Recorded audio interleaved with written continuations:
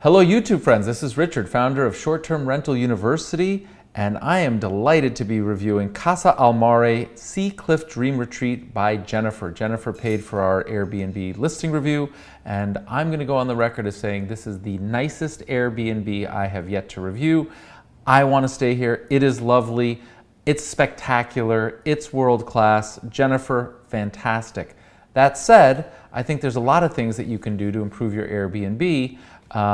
If in fact you want to do this for like financial gain, like if this is something that you want to rent out and you want to drive more volume and more occupancy, I have some really good ideas and some suggestions, and I think it'll be helpful. But everybody watching this, this is probably less relevant for you, although there's some tips here that I think you'll benefit from. So let's go ahead and go through the things that we start with. First is the title, secondly is the photos order, third is the thumbnail, fourth is the description, the written copy, 5 is the number of reviews and what they say about the place, and finally the pricing.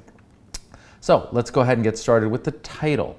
So Casa Al Mare Sea Cliff Dream Retreat I think has special meaning to you, Jennifer, and I think it's really cool to try and brand some of the properties and the homes, and I think you do that as well with the Rugged Elegance brand. But I'm not sure that the title is the place to do that just yet. Meaning, if and when you have that following and people know that they're looking for the Rugged Elegance, then I think it's worth mentioning it. Right now, though, I think the Casa Al Mare really doesn't add very much in the title. When I look at the photo, and we'll talk about it in a second, I see a view that is just spectacular, world class. It calls to me. And Casa Al Mare, as lovely as it is, doesn't mean anything to me, right? Like, it just doesn't, it falls a little bit flat, especially relative to what you've got here. Sea Cliff, I think, is the neighborhood that you're in, and so therefore, yeah, see, it's in the exclusive Sea Cliff neighborhood. So Sea Cliff is really important, and I might say something like the best Golden Gate view ever, Sea Cliff Dream Retreat. I know that's probably too many words, but you want to highlight the penthouse, you want to highlight the view, you want to highlight Golden Gate, you want to highlight indoor, outdoor living. It's just spectacular, and as much as I like the Casa Al Mare, it just doesn't mean anything to anybody today, and it's a waste of the title. So I would go ahead, back to the drawing board on that, try a few things, as I always recommend. There's no rule that says you can't A/B test, and you might have to test 2, 3, 5, 8 different titles until you start to see people clicking. And once you start seeing people clicking, generally speaking, when we go through the rest of the listing and we get all those things buttoned up, you'll start to see more bookings. So the title is critical. I'm going to go ahead and click through the photos.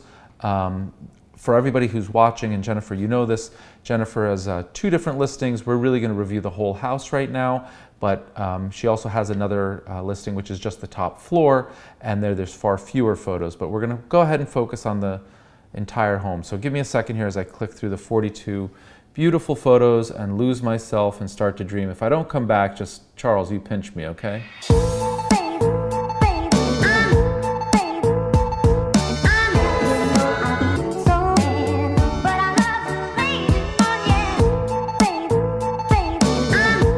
Okay, cool. So, Jennifer, let me just go on the record as saying you have impeccable taste and style. The decor is fabulous. The furniture is fabulous. Everything about it is fantastic. The photos themselves are incredible. The order tells a great story. So I don't have a ton to add with regard to the photos for the main house. That said, when I took a look at your listing that's just the penthouse, you should be taking some of the photos that are in the main house of the 4th floor and including them in the penthouse only. And the reason is, in the penthouse only listing, I couldn't follow the floor plan. You didn't include the floor plan, and I couldn't understand what I was looking at. It was a little bit odd to me that there was no kitchen when I was looking at the photos, and it looked like I was living outdoors and indoors. And then when I took a look at the photos that you included of the penthouse and the 4th floor in the whole house listing, it became a lot more evident. So just go ahead and compare the 2 different listings and the photos that you include on the 4th floor in the whole house and put those in the separate listing. And you can email me. I'd be curious to know what your real desire and intent is with the Airbnb listing? Is it to just rent out the 4th floor? Is it to rent out the whole house? Is it to set a high price and rent it like whoever pays that amount? Or is it to really monetize it? And what I mean by that is, say, we're going to take whatever the market clears and we're going to rent it for, say, 20 nights a month. And those are different strategies, and I have a home that's very similar to this in New York City, and I've stayed at a home that's very similar to this in San Francisco in Billionaires Row. So I'm very familiar with what I'd call the ultra high-end short-term rental market. And when you get into this stratosphere, it's really up to the owner and their goal on how you go ahead and market the property. And I've seen it both ways, and there's no right or wrong. And having a home like this in Manhattan, it's a landmark brownstone. It goes for this much or more.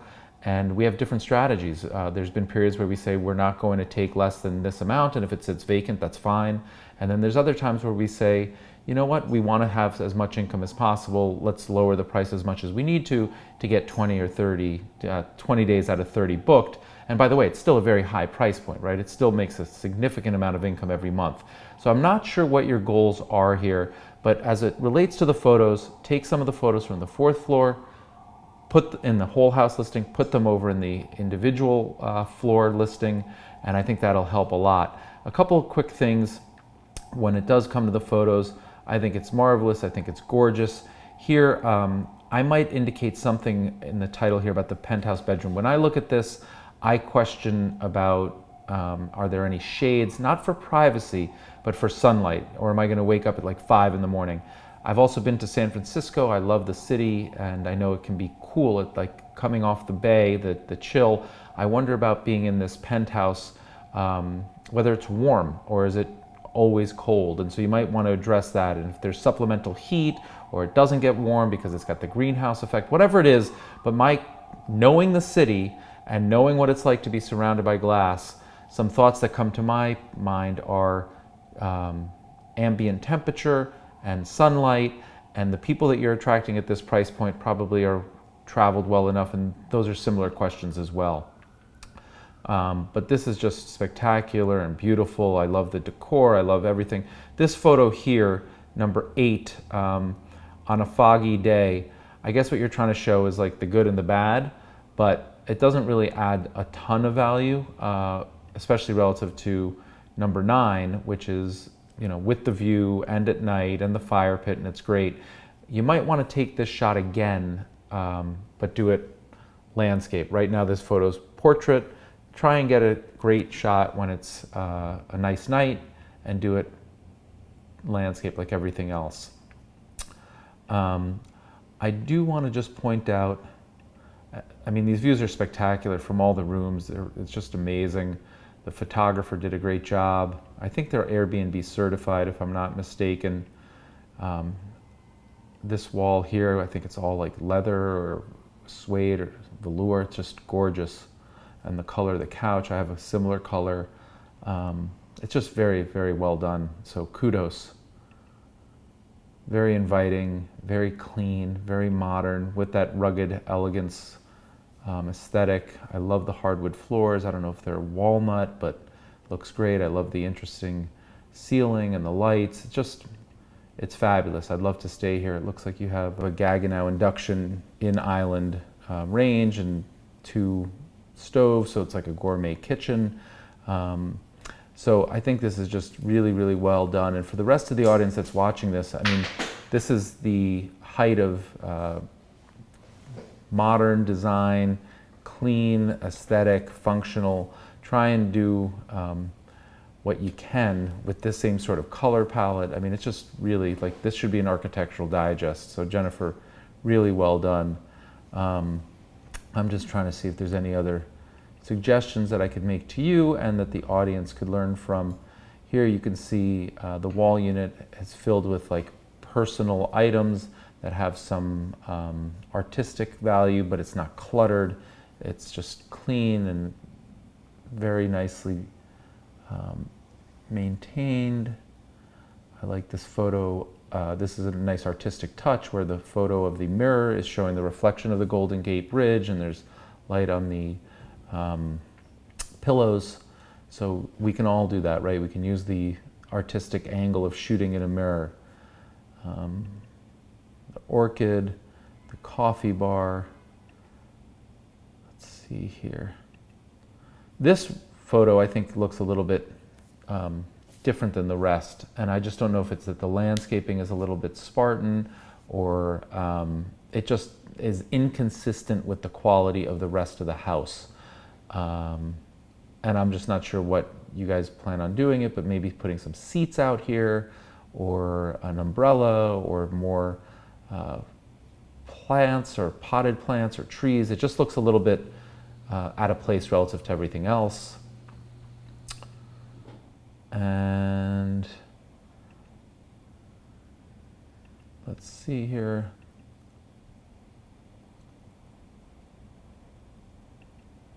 Okay, and I love the fact that you put the floor plan in so people could really understand what it is that they're doing and staying.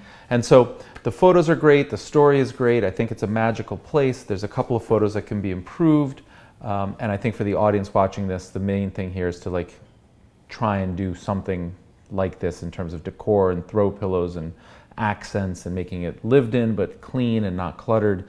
So very well done, Jennifer. As it relates to the thumbnail, I think you've hit the money shot. I mean, it's absolutely spectacular with the views of the Golden Gate Bridge and the all glass and the throw pillows and the different colors and textures and the palette. It's just fabulous. I mean, I really want to stay here. I think everyone would want to stay here. So I think that the thumbnail is spectacular as well. Turning to the description, I think there's some room for improvement here. And basically, here's where introducing the Casa al Mare is fine. It's one of a kind, newly renovated 4-level, 4-bedroom modern residence. Book this Joseph Esherick to Stephen Barlow home. I'm not a huge fan of like shortcuts in these ampersands, especially when you're doing something at this high level. And I think it's a little bit cluttered and filled with stuff. So unlike the decor, I think that the copy here is a little bit jumbled, a little bit lengthy. It's kind of rambling a little bit. We're talking about the founders and we're talking about philanthropy, and I think that, you know, while I think that that's very charitable and worthwhile, it almost seems counter to sort of the whole Airbnb experience, where people are sharing their homes to host people and introduce them to their city and world class. And while that might be what it is that you choose to do, it just seems sort of a little bit out of place here. And I would never suggest that giving to philanthropy or having a foundation isn't worthwhile. Again, it just sort of seems like the wrong place or the wrong message, or I don't know, it borders on like pretentious here. And you know, I just don't know that it adds a lot of value. No one's gonna book this because you've got a foundation and philanthropy. They're gonna book it because they like to travel in this style, they want the house, they love the view, they love the decor. What you guys choose to do, I think it's helpful to know a little bit about you, and we can talk about that in the host section as opposed to the space section perhaps. And then I got a little bit confused when I looked at this, and I looked at it a couple of times. In the whole home listing, you actually don't have the whole home. It turns out that up here in the very first section where we're talking about these designers or architects, the top 2 floors have great views. Those are yours. The second floor is a common area. Does that mean that like you and your partner or husband plus the Airbnb guest, it's common to everyone? I'm unclear. And then the part that I really do understand is that the owners reside on the first floor when members of Rugged Elegance, and again, I just don't think Rugged Elegance is that important right here, and it makes it a little bit more confusing, or Airbnb guests stay. So I guess what the whole home listing is, the top 2 floors, if I'm reading this correctly, the second floor is common for Airbnb and the owners, and then the owners actually reside on the first floor. And we can talk a little bit about this in pricing, but I think it's important here in the description. that really needs to be clearer. We're talking about an awful lot of money per night. I understand that the people that are going to be staying here can afford it, certainly, but they still want value. And I think one of the things that my overall impression is with five-star reviews is if you're trying to get more listings and you were kind enough to subscribe to being notified if and when, not if, when our membership site goes live on December 1st, you wanted to have more bookings. So I think one of the things that you can contemplate, and this is what we've had to do in our place in Soho, is we give up our whole house. If somebody wants the whole house and they're going to pay us our fee, we vacate. And it turns out that that's been really successful. It might be a pain in your butt. You may have another studio, you may go to a hotel, but I don't know how many people are interested in sharing a space with the owners and a common floor and only having 2 floors and paying this kind of money. And as it turns out, with only 5 reviews, that may be a problem. So at a certain price, I guarantee you could fill it up, and that may not be worth your while, right? But like at $500 a night, I'm sure you could get booked every single night for the 2 floors and the common area. But at $3,000 or $4,000 a night, are people going to take just the 2 floors and the common area? I'm not sure. We'll talk about that in the pricing. But I think in the description here, it has to be really clear what it is that they're getting. I'm not sure rugged elegance is particularly relevant. What you guys choose to do with your proceeds and the passionate Rugged Elegance Foundation. Again, I think that's really noble and worthwhile, but I think it's a little bit bordering on like pretentious here when somebody's just trying to book a vacation home. I think you've done a nice job explaining what's exclusive to them, and then here you do talk about the common space, but it's not exactly clear. Common meaning like shared, right? So what does that mean? You and your husband are going to be in the kitchen, living room, and dining room while the Airbnb guests are there too. And that's fine, but I'm not sure that the price validates that. Now we talk about the inside and the out and how meticulous it all is and the architecture and so on. One thing that I see is pretty interesting here is you keep talking about the Rugged Elegance founders and the foundation and Jennifer King and Timothy Friedel. It'd be nice if in your photo here, Jennifer, you included Timothy because you reference him several times throughout, and I am a huge fan of having couple photos there. I think it's really helpful for men and women and couples that are traveling. I think everyone just feels a little bit better being hosted by a family or a couple, and I think that that photo could be improved by having both Jennifer and Timothy in there. And again, I just think that a lot of this stuff, Jennifer, is really superfluous. It doesn't really add a lot of value to the home itself. Casa al Mare defines rugged elegance, California, Spain, and Italy combined. The founders have a great reason for sharing their world-class experience to generate greater awareness and funds for the philanthropies they are most passionate. That's terrific. If you want to include that, let's put it all the way at the bottom. Like right now, let's just talk to them about what it is that's available and what they're going to be doing and how they're going to be enjoying it. And I think that all these phone numbers hidden don't add a lot of value. So look, I think that you do a really good job focusing on the architecture. I might talk a little bit more about the area, the decor, maybe the decorator. I would contemplate clarifying how the common space works, and if it's really common then you guys can't move out, then maybe talk a little bit about your schedule. Because for instance, if you wake up really early and I'll never see you, I feel one way about it. If you guys work from home and you're always in the kitchen or the living room, I might feel differently about it. So it's not really clear, and all that like uncertainty leads people to not book. I'm not 100% sure how many people are looking at homes in the San Francisco area at $3,000 or $4,000 a night in Airbnb. I think there's a growing number of people that are looking for it. I know Airbnb just bought a big company or a couple of companies. I know One Fine Stay is a great company. I actually use them, and I'd be happy to make a recommendation if they operate in San Francisco, a personal introduction, but they do very well for me. And I think that there's a lot of room for you to monetize this if that's what it is that you want to do. So I think the description needs some help. You spend just one sentence here about the world-renowned interior designer, and he's done great work here, but let's talk a little bit more about the interior design and the aesthetic and what you were going for, and less about the foundations and other homes in Spain and Italy and so on. Okay, now the reviews. You've had 5 reviews and they're all 5-star, which is fantastic. People clearly love it. The location's fantastic. Everyone was enjoying it. Jennifer is the epitome, the hostess with the mostest. I love that, and I really appreciate the fact that you responded. Here you go, thoughtful and elegant oasis. The views are fantastic. This person has stayed at many places. Anyone visiting San Francisco, it's fantastic. I mean, people love it. Absolutely love it, and with good reason.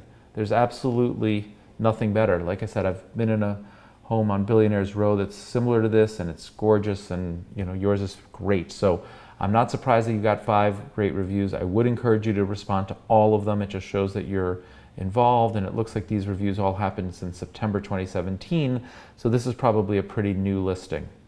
Now, as it relates to, one other thing that I think is important before we turn to the pricing, and it's relevant to the pricing. You wrote here that dog, parenthesis S, live in the house. I think it's really important to be a little bit more forthcoming in that. So in other words, is it 1 dog? Is it 2 dogs? Is it 12 dogs? Are they small dogs? Are they big dogs? Do you walk the dogs? Do they pee in a wee-wee pad? Not everyone loves dogs. And again, I have a real conflict here because at this price point, $3,000 a night, I kind of want the whole house. I don't know that I want common space, and I also don't know that I want dogs living there. And I'm a dog lover.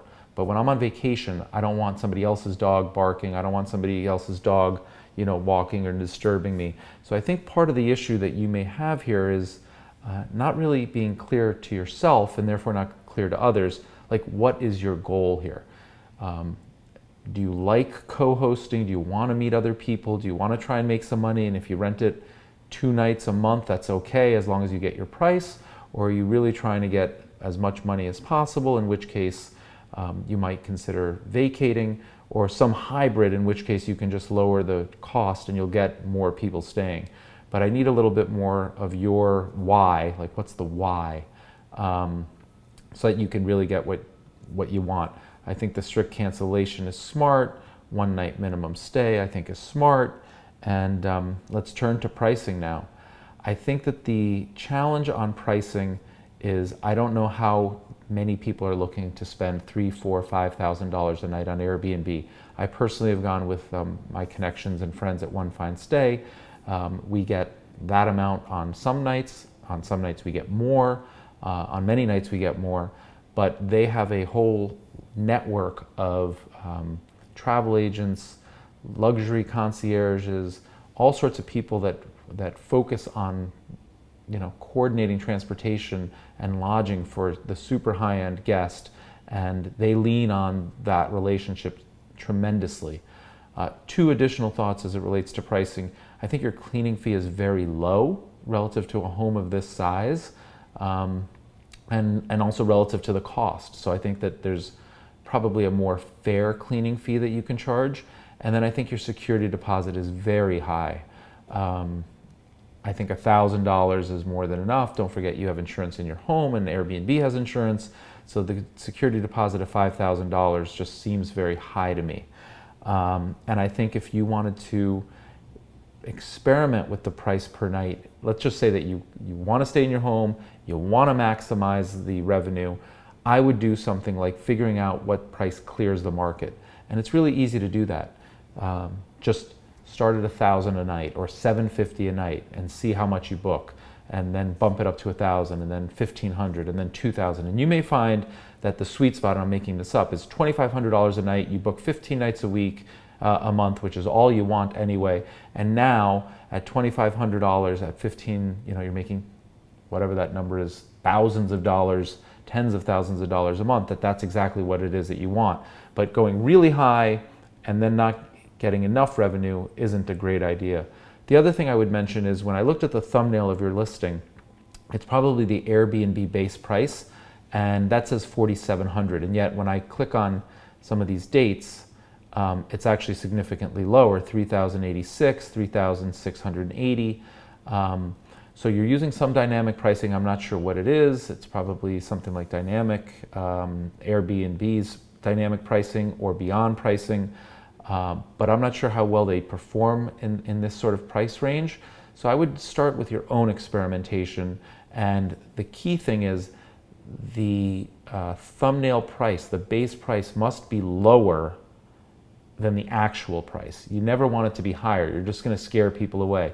You want people to click and say, oh, that's a stretch, but if it's really worth it, I'll do it. So if the base price was, say, $3,000 or $2,500, people would click through, they'd fall in love with it, then they'd go to check out and they'd say, oh, $3,680. Wow, that's so much more than I wanted, but I have to be there. I want to get engaged and I want to be on that penthouse and I want those views, and all right, I'll splurge. But the other way doesn't work. $4,700, I can't afford that. No way. I'm just going to go get, a suite at the Four Seasons or whatever. So anyway, I think this has been a really interesting experiment in doing something very high-end and taking me outside of my comfort zone. Again, I have familiarity with homes of this size and magnitude, both in San Francisco and my own home here in New York City. And I think you and I can probably work together a little bit better on a one-on-one basis to try and understand your why. Anyway, thank you so very much for watching. I really appreciate you paying for this listing review. I hope it's been helpful, and I hope we put tens of thousands of dollars more in your pocket. For those of you that have been watching along this entire time, if you want your listing reviewed, go ahead and click on the link below. And in the meantime, I'm going to wish everyone happy hosting and a great day. Like, comment, and subscribe, please. Thank you.